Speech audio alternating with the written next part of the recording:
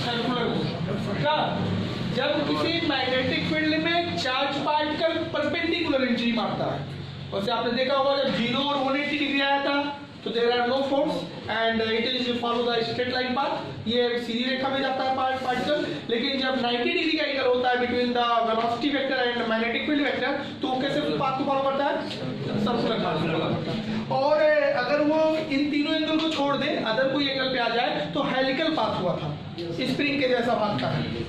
तो हम लोग 90 वाले पे सर्कुलर पाथ पे बात करते हैं। मान लीजिए आपका फील्ड है नीचे दे रहे के ऊपर, ये मैग्नेटिक फील्ड क्या बता रहा है?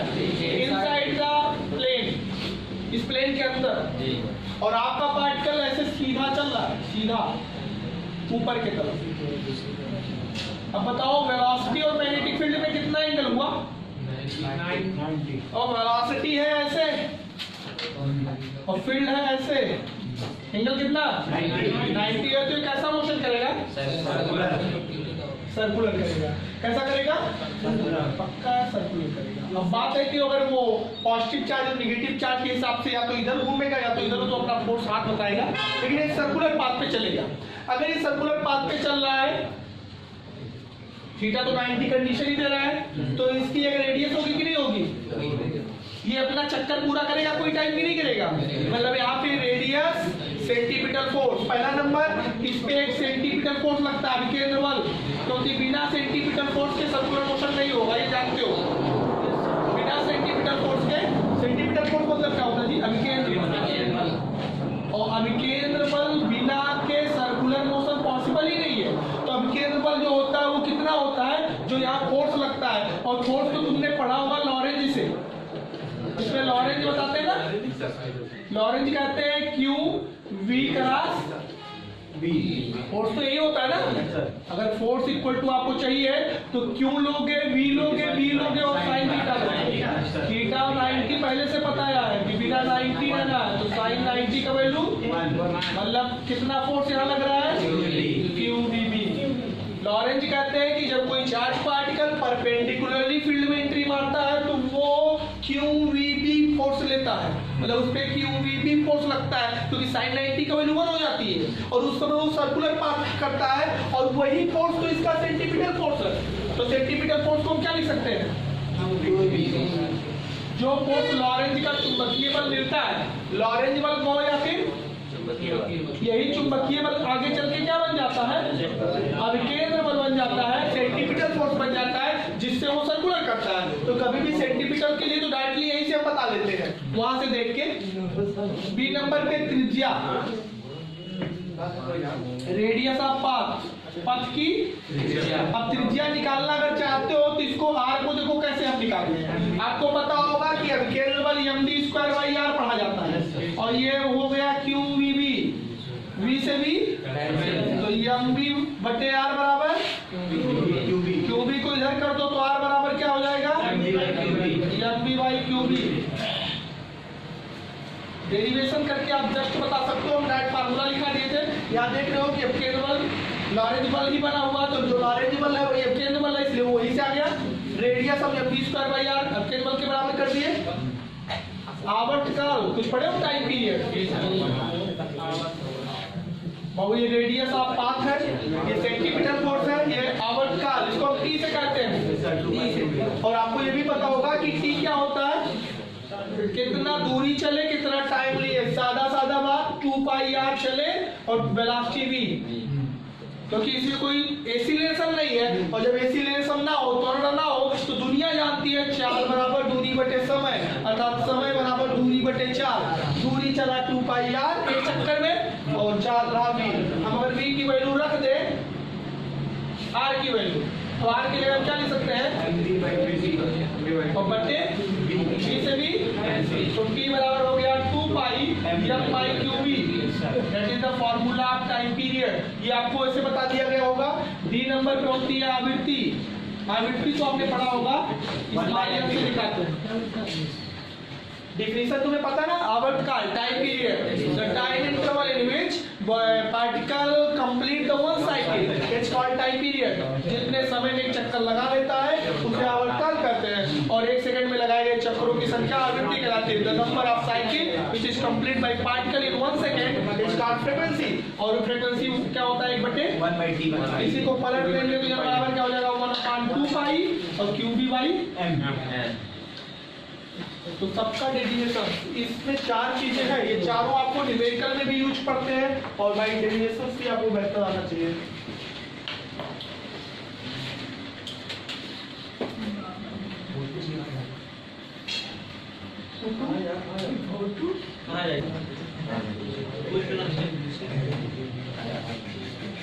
आपने मैग्नेटिक फील्ड के बहुत से फार्मूले देखे हो,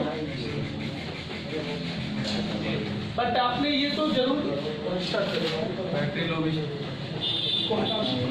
चल रहा है ना मैग्नेटिक फील्ड्स की अगर हम बात करें तो मैग्नेटिक फील्ड्स में एक ऐसा आया था कि हम लोग सर्कुलर कॉइल पे निकाल सकते हैं। अगर इसका रेडियस r है और इसमें करंट I फ्लो कर रहा है तो इसके सेंटर पे जो मैग्नेटिक फील्ड बन रहा था वो निकालते हैं। तो मैग्नेटिक फील्ड का फार्मूला अगर आपको याद होगा तो V/I/2r या 2a लिखो या 2r लिखो। अगर a रेडियस मानोगे तो a लिखो, r रेडियस मानो तो r लिखो। ये चीजें याद है ना V/I/2r। The magnetic field at the centre of the circular coil या वृत्ताकार कुंडली के केंद्र पर चुंबकीय क्षेत्र। ये फार्मूला कहाँ से आया था? हमने उस समय तो सिर्फ फार्मूला लिखाया था, तो फिर न्यूमेरिकल लगाते थे। देखो कैसे लगाते हैं। अगर हम इसमें छोटा सा एक वायर मान ले, छोटा सा वायर, तो ये वायर सीधा पड़ेगा कि नहीं एकदम? इसकी लंबाई हम मान लेते हैं dl। कितना मान लेते हैं? इसमें भी करंट I जा रहा होगा कि नहीं जा रहा होगा? अच्छा, इनके जो रेडियस वेक्टर है ये परपेंडिकुलर गिरेंगे कि नहीं गिरेंगे? क्योंकि ये स्पर्श रेखा के जैसा है और क्लास बचपन से पढ़ के आ रहे हो कि ये और ये लंबवत होते हैं। 10th में बहुत डिराइव करे होंगे रेखाखंड। अकॉर्डिंग टू बायोसेवर्ट सर कुछ बताए थे क्या? अच्छा, ये सब करने से पहले कुछ करना पड़ेगा हमको। माना एक वृत्ताकार कुंडली जिसमें I धारा बह रही है, धारा के कारण केंद्र पर चुंबकीय क्षेत्र P है तथा कुंडली की त्रिज्या R है।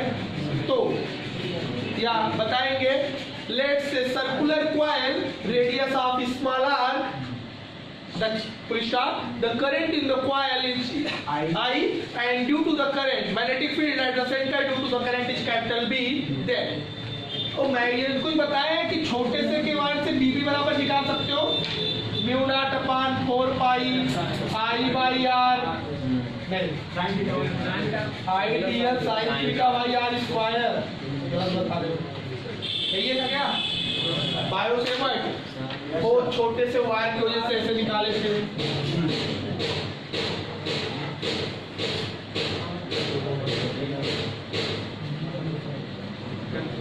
क्यों? यहाँ भी बराबर बताया गया होगा μ0/4 पाई I/dl sin θ बाई बायोसेवर्ट ही तो मैग्नेटिक फील्ड के बारे में सबसे पहले सोचे। अच्छा, मैग्नेटिक फील्ड के बारे में सोचने वाले तो ऑरस्टेड सर थे। ऑरस्टेड ने जो एक्सपेरिमेंट किया था तो मैग्नेटिक फील्ड को, मैग्नेटिक नीडल को घुमा के कि जब किसी न्यूड वायर में करंट फ्लो किया जाता है तो मैग्नेटिक नीडल डेविएट होता है, डिस्टर्ब होता है, और उस बेसिस पे उन्होंने मैग्नेटिक फील्ड के कॉन्सेप्ट को सोचा। लेकिन कितना मैग्नेटिक फील्ड होगा ये बात बायोसेवर्ट सर बताए थे, और बायोसेवर्ट के लॉ में ये चीजें बताई गई है डायरेक्टली। इसमें हम अगर फील्ड को निकालना चाहे तो छोटे से वजह की वजह से निकाल ले, छोटा डीएल की वजह से, तो डीएल साइन थीटा ही है ना। अब अगर हम इसको इंटीग्रेट करेंगे तो हमें पूरा फील्ड मिल जाएगा कि नहीं? μ0/4 पाई आई भी कॉमन ले सकते हो कि नहीं? आई बाहर आ सकता है और आई स्क्वायर भी बाहर आ सकता है। बचेगा क्या? dl। अच्छा, यहाँ पे थीटा कितना चल रहा है? यहाँ के अंदर जो थीटा होगा वो कितना डिग्री होगा? 90 डिग्री। तो b = μ0/4 पाई I/r स्क्वायर dl रोज मैंने पूरा dl और sin 90 की वैल्यू 1 हो जाती है। तो μ0/4 पाई I/r स्क्वायर और क्या बचेगा? dl। अब ये बताओ छोटा ऐसे पूरा dl जो डालोगे तो क्या बन जाएगा? वो dl बन जाएगा। छोटा छोटा छोटा छोटा डीएल में जोड़ोगे तो पूरा परिधि ले लो, 2 पाई आर बन जाएगा। इंटीग्रेशन माने जोड़े होता है, तो जोड़ देगा तो 2 पाई आर बना देगा। मतलब mu not upon 4 pi I by R square into 2 pi R. R से एक आर कैंसिल, पाई से पाई कैंसिल, यहाँ 2 हो गया, बचा क्या? Mu not I upon R.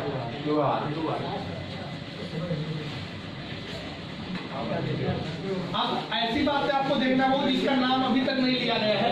अब वो 4 चीजें हैं, चारों ही फिजिक्स के इंपॉर्टेंट होते हैं। इसको समझने के लिए थोड़ा सा आपको दिमाग की जरूरत है, तो इसलिए अभी बताया नहीं जाता है। टिपिकल नहीं है लेकिन सोचना पड़ेगा अच्छे से।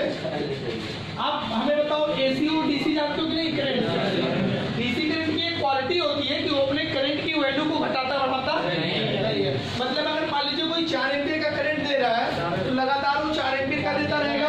अगर मान लीजिए वो जैसे कोई आपको 400 रुपया डेली देता है, 400 डेली देगा तो डेली 400 देगा, राइट। और 10 दिन तक दिया तो आप ऐड जोड़ दोगे, कितना पैसा दिया 10 दिन में? 4000। फिर कोई घटा बढ़ा के देता है तब जोड़ने में थोड़ा दिक्कत आ जाएगी। मान लो कि कोई पहले दिन 100 देता है, फिर 200 देता है, फिर 300, फिर 400, फिर 300, 200, 100, फिर 200, 300, 400, फिर 400, 300, 200, घटा रहा बढ़ा रहा है। हम बोले 20 दिन में कितना देगा, जोड़ पाओगे जल्दी से? नहीं। ऐसे चीजों में निकालने के लिए हमें उसका 2 वैल्यू निकालना पड़ता है। तो किसमें निकालेंगे, एसी में कि डीसी में? डीसी में कोई प्रॉब्लम नहीं है, तो हम लिखेंगे इन एसी। एसी मतलब आप समझ रहे हो, हिंदी वाले प्रत्यावर्ती धारा कहते हैं। अगर ये धारा का नाम आते ही हमारे दिमाग में एक ग्राफ खींच जाता है, साइन का कर्व। ये भी हमें पता है कि यहाँ से यहाँ तक में एक चक्कर मारा जाता है, और इसका इक्वेशन भी हमें पता है। ये करंट आई में जो आई चलता है equal to I not sine omega t, कुछ ऐसा इक्वेशन है। हमें ये भी पता है कि 0 होता है, ये पाई होता है, ये 2 पाई होता है, ये 3 पाई होता है, लाइक दिस। इसमें आपको बताना क्या है वो देखो। पहला नंबर तो बताना माध्य। कौन सा माध्य? माध्य मतलब माध्य को इंग्लिश में मीन कहते हैं और माध्य को वैल्यू कहते हैं। तो नाम क्या हुआ? मीन। वैसे मैथमेटिक्स कहते हैं कि मीन वैल्यू बहुत ठीक ठाक चीज नहीं है, तो इसलिए हम एक चीज और फिर निकलवाते हैं, वर्ग माध्य मूल मान। वर्ग करते हैं, फिर माध्य करते हैं, फिर मूल करते हैं। मिला जुला के बचा का माध्य तो बचा, एक दिन वर्ग किए थे, वर्ग मूल निकाल लिए तो बतिया तो ही बचा। लेकिन ये थोड़ा ठीक ठाक बोल देता है। इंग्लिश में इसको बोलते हैं उल्टा, रूट मीन स्क्वायर। क्योंकि इसको शॉर्ट फॉर्म में हम लोग RMS क्या कहते हैं? RMS root mean square value. ऐसा आप सोचोगे कि माध्य और मूल मान में फर्क क्या है, तो ये दोनों ही एक एवरेज वैल्यू को बताते हैं, लेकिन ये थोड़ा सा मैथमेटिकली ठीक ठाक होता है और वो उतना ठीक ठाक बात नहीं बता पाता है। जैसे आपने देखा होगा कि हम लोग अब क्रिया की वेग 2 तरह से निकालते हैं, ताक्षणिक वेग, एक औसत वेग। औसत वेग उतना ठीक ठाक डाटा नहीं दे पाता जितना इंस्टेंटेनियस ताक्षणिक देता है। हम लोग इसीलिए दोनों चीजों को यहाँ पढ़ते हैं, दोनों चीज निकालते हैं। ये भी उसकी एवरेज वैल्यू बताएगा। एवरेज का मतलब ये हमें दिया कितना। जैसे अगर ये मान लो 0 से पाई तक में डीसी रहा होता तो 4 एम्पियर लगातार दिया होता, तो हम कहते हैं हमको 4 एम्पियर दिया।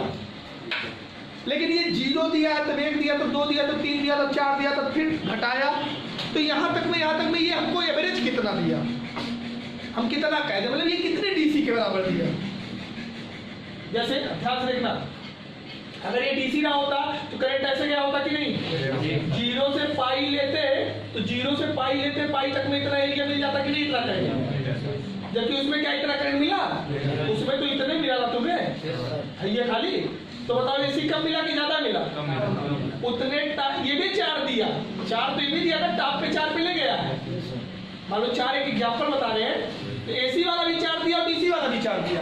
डीसी 4 लगातार दिया है तो घटाया बढ़ाया ना, तो नीचे आया ना तो ऊपर आया है। तो 4 वाला जब डीसी दिया तो इतना एरिया दे दिया, इतना आवेश दे दिया, चार्ज का इतना वैल्यू दिया। लेकिन एसी जब 4 दिया तो इतने दिया ना, इसमें कहते हैं कि नहीं बैठ गया जी। मतलब एसी हमें पूरा उतना वैल्यू दे नहीं पाता है। वैसे नॉर्मली आप जान लो कि हमारी जो वैल्यूज होती है एसी का जो 1000 होता है वो डीसी के 707 के बराबर ही होता है। मतलब डीसी 707 लगातार दे रहे हो और एसी 1000 दे रहा हो, लेकिन घटा बढ़ा के, तो मिला जुला के उतने चार्ज पाओगे दोनों में, क्योंकि डीसी जो दे रहा है वो घटा बढ़ा नहीं रहा है। डेली 500 डेली 500 डेली 500 दे रहा है, और वो कबो कबो 600 दे रहा है, तो कबो कबो 200 दे रहा है, कबो कबो दे ही नहीं रहा है एसी वाला। कभी नहीं दे रहा है, कभी 100 कभी 200 कभी 300 कभी 400 कभी 500 कभी 600, फिर कभी 500 400 300 200 100, और डीसी वाला भले 500 दे रहा है लेकिन लगातार 500 दे रहा है। तो लगभग बराबर आने में बात किया जाए तो वही चीजें हमें पता करना है कि एसी वाला कितने डीसी के बराबर देता है। अब वो निकालने के लिए हमें दो चीजें निकालनी होती है। थोड़ा सा नॉर्मल अगर चेकअप देखें तो माध्य में लूंगा, और थोड़ा और ठीक ठाक देखें तो ये और ठीक ठाक बात बताएगा। हम देखो कैसे निकालते हैं। आई बराबर क्या होता है, साइन ओमेगा टी। अगर हमें किसी का वैल्यू मीन पता करना हो तो गणित कहता है कि तुम्हें जितना मिला उतना जोड़ दो और बटे जितना है उतने से भाग दे दो। जैसे मान लीजिए आप 10 दिन में जितना कमाए कुल जोड़ दो और 10 से भाग दे दो, तो पर डे का आपको माध्य मिल जाएगा, मीन मिल जाएगा। यहाँ से यहाँ तक कौन जोड़ के देगा, इंटीग्रेशन, मैथ वाले जानते हैं कि यहाँ से यहाँ तक जोड़ने वाला कौन है, इंटीग्रेशन है। अच्छा हम आई टोटल की बात करें, आई टोटल या आई नेट, नेट मतलब जान रहे हो ना टोटल, किसमें, हाफ साइकिल में, इन फर्स्ट हाफ साइकिल। इसका मतलब क्या जी, आधा पूरा चक्कर यहाँ होता है, करंट का पूरा चक्कर यहाँ होता है। आधा चक्कर क्लॉकवाइज करंट देता है और आधा चक्कर मिला जुला के हम आधे चक्कर को चेक कर रहे हैं इन फर्स्ट हाफ साइकिल में। तो हमें जो पूरा करंट मिलेगा आई नेट, ये कोई जोड़ के कौन देगा, ये एरिया जोड़ के कौन देगा, ये इंटीग्रेशन निकाल पाता है। मैथ वाले जानते होंगे कि हम साइन को इंटीग्रेट करते तो 2 आता है, करें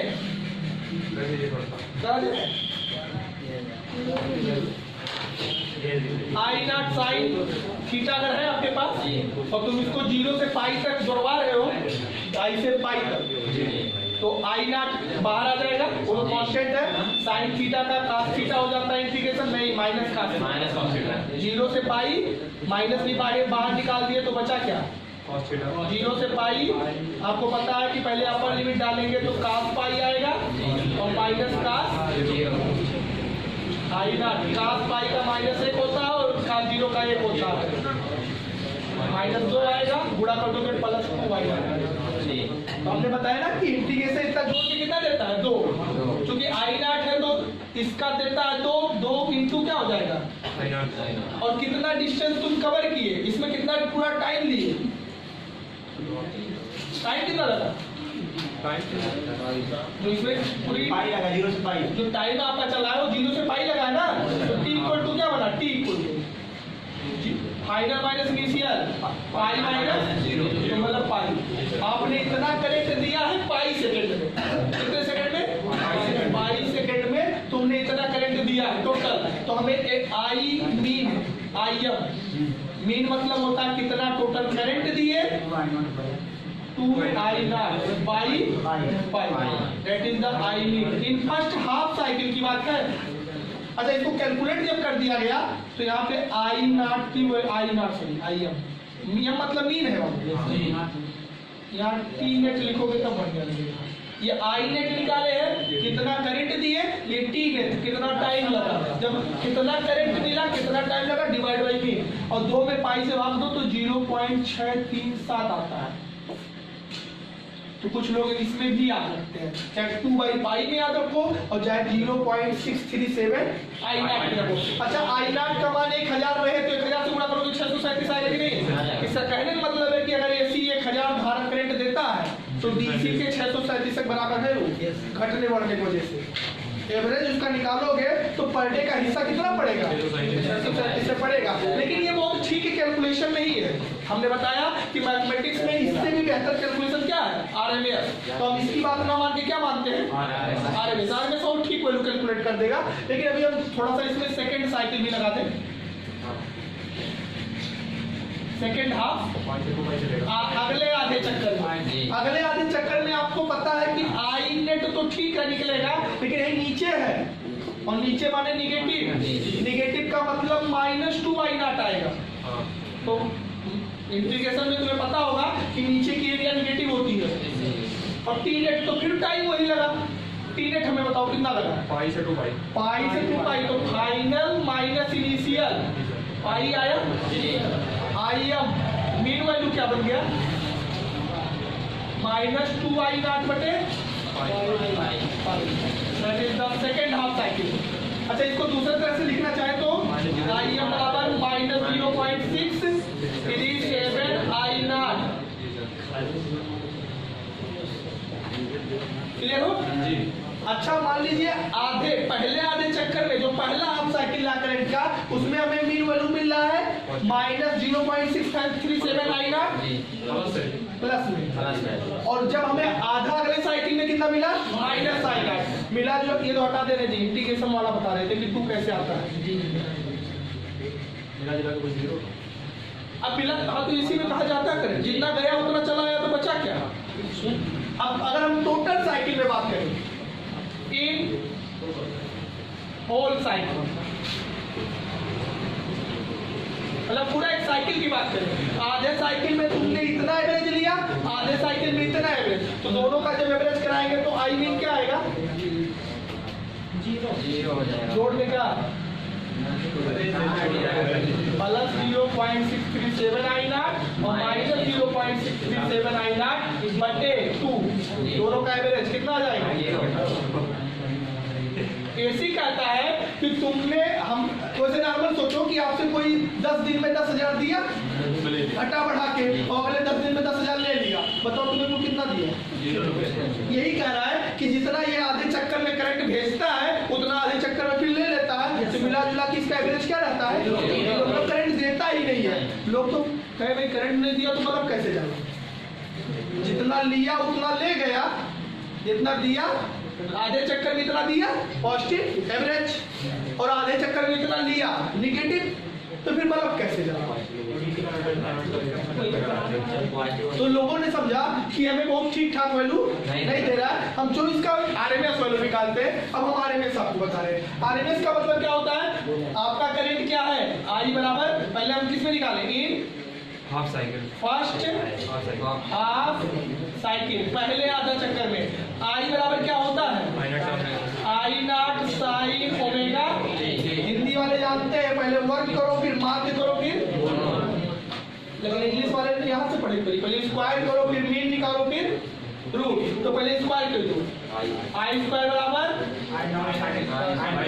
sine square omega. Sine square को जब आधे चक्कर में किया जाता है 0 से पाई, तो ये सिर्फ 2 देता है, नहीं 1/2 देता है। कितना देता है? कितना देता है ये? कितना देता है? 1/2। नहीं पता है? चलो इंटीग्रेट करके देख लो। साइन स्क्वायर थीटा है ना, ये स्क्वायर कर लिए हैं। अब स्क्वायर करने के बाद अगर जोड़ेंगे तभी तो मीन पाएंगे हम इसका मीन, क्योंकि हम तो पहले तो स्क्वायर कर दिए, अब क्या करेंगे? मीन करेंगे। तो मीन करने के लिए एक ही चीज चाहिए, आई नेट और टी नेट। तो हमें पूरा जोड़े पड़ी रहेंगे, उसे यहाँ जोड़े थे तो इसका तो 2 होता है, तो 2I0 बन गया। इसका कितना होता है ये देख ले, इंटीग्रेशन आपको बताएगा। 0 से किसमें? इसका इंटीग्रेशन इतना आसानी से नहीं लगता। तो साइन स्क्वायर रहता है तो इसको 1 माइनस cos 2 थीटा कुछ ऐसा पढ़े हो? 0 से पाई 1 माइनस cos 2 थीटा बाई 2 में ले जाते हैं। साइन स्क्वायर का इंटीग्रेशन मैंने आपको बताया होगा। अगर इसको cos 2 थीटा में ले जाते तो 1/2 कॉमन ले लेते हैं, और इसका थीटा हो जाता है, और इसका साइन 2 थीटा बाई 2, 0 से पाई 1/2। इसमें क्या डालेंगे? पाई माइनस साइन 2 पाई बटे 2, और जब 0 डालेंगे तो -0 प्लस साइन 0/2 पाई/2 आया, इसका वैल्यू 0 होता है। इसका वैल्यू भी 0, इसका वैल्यू भी 0, तो कितना आया? पाई/2। मतलब इसका जो इंटीग्रेशन होता है, जैसे साइन थीटा का इंटीग्रेशन 2 आता है, साइन थीटा का इंटीग्रेशन 2, अच्छा साइन स्क्वायर का पाई/2 आता है। मैथ पढ़ना पड़ेगा, अगर मैथ पढ़े हो तो ठीक है, तो इस तरह चलो कि साइन स्क्वायर का आता है। भैया हमें इंटीग्रेशन हम नहीं पढ़ाते हैं। छोटी चीजें का इंटीग्रेशन मैथ वाले के नहीं समझने वाले कैसे होते, तो खाली रहते रहो कि जैसे यहाँ साइन थीटा के 2 हो जाला तो 2 गुणे आई ना, ऐसे अगर पाई/2 हो जाला तो आई स्क्वायर के जो नेट आया नेट वो कितना आया आई स्क्वायर पाई/2 तो समझ में आया चाहिए। और टी नेट कितना बना, टी नेट तो वही बना ना पाई-0 तो कितना है पाई। हमने पहले नंबर इसको स्क्वायर कर दिया, अब मीन निकालने जा रहे हैं। मीन कैसे निकालेंगे भाई, स्क्वायर हो चुका है तो अब मीन निकाल लो, तो इसका मतलब है एमएस हो गया, स्क्वायर भी हो गया और मीन आई एमएस हो चुका है। एमएस कैसे निकालते हैं, इतना लेंगे आई नॉट स्क्वायर पाई/2 और डिवाइड बाई पाई से पाई तो आई एमएस आ गया कितना आई नॉट स्क्वायर बाई 2। अब रूट भी लेने जा रहे हैं, रूट वाले वर्गमूल, तो जब यहाँ रूट लोगे जहाँ तो स्क्वायर चल रहा है तो ये आई आर एमएस हो गया, क्या हो गया रूट में स्क्वायर सब हो गया, तो ये रूट में चला जाएगा आई नॉट स्क्वायर बाई 2 बचेगा क्या आई नॉट। ये याद रखना पड़ता है कि हमारा हाफ साइकिल में जो होता है यहाँ लिख दे रहे हैं I R M S equal to I not by under. जैसे यहाँ पे आप आई मीन निकाले थे 2 आई नॉट बाई पाई, ऐसे यहाँ होता है। इसको जब इस तरह हम सॉल्व कर देते हैं तो आई आर एम एस आ जाता है कितना, एक में रूट 2 से, या एक है ना, एक में रूट 2 से भाग दोगे 0.707 आएगा। हम लोग करते करते रटा गए, आपको करना पड़ेगा 0.70, क्या रूट 2 का मान रखोगे 1.414, फिर एक में जब डिवाइड करोगे तो वो आ जाएगा। जितना इस हाफ साइकिल में हुआ उतना दूसरा देखो इन सेकेंड हाफ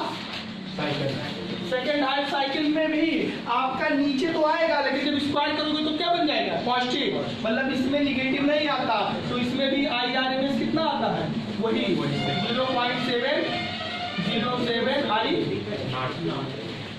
जैसे इसमें देखो बदल गया है होल साइकिल, या इसको थोड़ा सा चाहो तो ऐसे भी लिख सकते हो I R M S equal to I not बटे रूट 2। भाई रूट 2 बटे करके लिखो, चाहे भाग देके उस तरह लिखो जैसे यहाँ लिख देते। तो इसमें पहले हाफ साइकिल में पॉजिटिव और दूसरे हाफ साइकिल में नेगेटिव, ओवरऑल 0।